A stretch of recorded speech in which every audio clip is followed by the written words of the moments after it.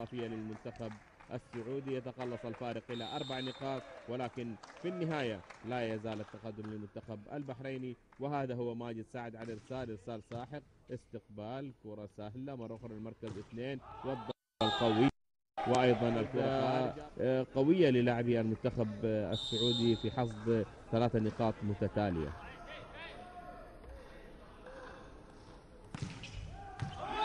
داخل أرض الملعب مرة أخرى جميلة من ماجد سعد، إرسال مباشرة داخل ملعب المنتخب البحريني للمباراة والإرسال مع المنتخب البحريني، وبالتحديد مع اللاعب دعبل مشكور لاعب المنتخب البحريني.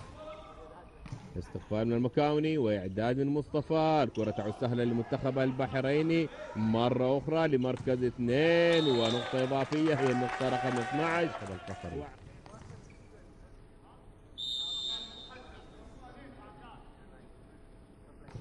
الخالدي على الإرسال، استقبال إعداد في المنطقة الخلفية ومرة أخرى الضربة الساحقة، يا سلام قوية وجميلة جدا من